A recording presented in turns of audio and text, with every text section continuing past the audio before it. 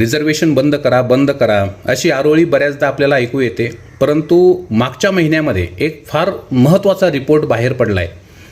66% सफाई कर्मचारी SC, ST आणि OBC या समाजाचे आहेत आणि उरलेले जे 34% आहेत याच्यामध्ये बरेचसे EWS म्हणजे इकॉनॉमिकली वीकर सेक्शन, आर्थिकदृष्ट्या दुर्बल घटकातले असणार आहेत. मग आता खुल्या प्रवर्गातले उरले किती हे तुम्हीच विचार करा.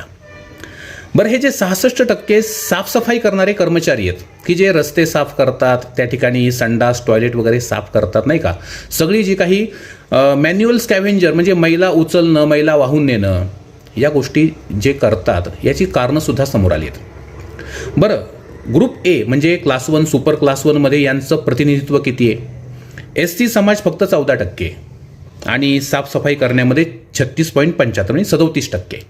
14% लोक क्लास 1 सुपर क्लास 1 आहेत, 37% लोक साफसफाई करण्याचं काम करतात. ग्रुप B मध्ये फक्त 16% आहेत SC ग्रुप B मध्ये, आणि ग्रुप C मध्ये साफसफाईवाले सोडून फक्त 16% आहेत. मग 36-37% साफसफाई करणारे का? याचं थोडंसं कारण आपण समजून घेऊ. विशिष्ट जातींनीच काही निम्न दर्जाची कामं केली पाहिजेत असं भारतामध्ये एक त्या ठिकाणी जी कास्ट सिस्टम होती, एक जी जात व्यवस्था होती, तर त्याचा प्रभाव अजूनही दिसून येतो. आता बऱ्याच अंशी जात व्यवस्था ही नष्ट झालेली आहे, परंतु विशिष्ट काम जसं की मैला काढणं, मैला वाहून नेणं, त्याला आपण मॅन्युअल स्कॅव्हेंजिंग असं म्हणतो, ही कामं त्या जातीलाच वाटून दिली जातात. बाकीचे लोक ती कामं करत नाहीत. जी काही गटारी वगैरे असतं, गटारी साफ करणं, बाकीच्या समाजाचे लोक हे काम करायला नको म्हणतात.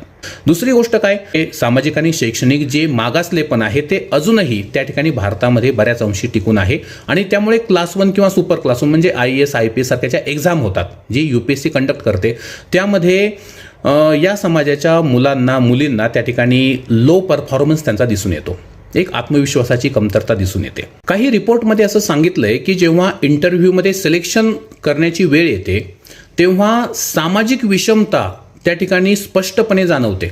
जरी तो विद्यार्थी खूप हुशार आहे, परंतु त्याची जात जर त्या ठिकाणी SC, ST किंवा OBC असेल तर त्याच्यावरती सोशल बायस अर्थात भेदभाव होतो. ग्रुप A सारख्या क्लास 1 सुपर क्लास 1 ठिकाणी SC, ST आणि OBCचं प्रमाण कमी असण्याचं एक महत्त्वाचं कारण म्हणजे रिझर्वेशन हे भरतीच्या सुरुवातीच्या टप्प्यात असतं. एकदा का तुमची भरती झाली की त्याच्यानंतर हे रिझर्वेशन संपुष्टात येतं. म्हणजे जे काही सेक्रेटरी किंवा जॉईंट सेक्रेटरी यांच्यासारखी जी उच्च पदं असतात तर यांची भरती एम्पॅनलमेंट प्रोसेसनं केली जाते. त्या ठिकाणी केडर बेस्ड त्या ठिकाणी सिलेक्शन केलं जात नाही. थोडक्यात त्या ठिकाणी रिझर्वेशन कोटा नसतो. दुसरी गोष्ट अशी की स्पर्धा परीक्षांमध्ये SC, ST आणि OBCंना काही एज रिलॅक्सेशन मिळतं. म्हणजे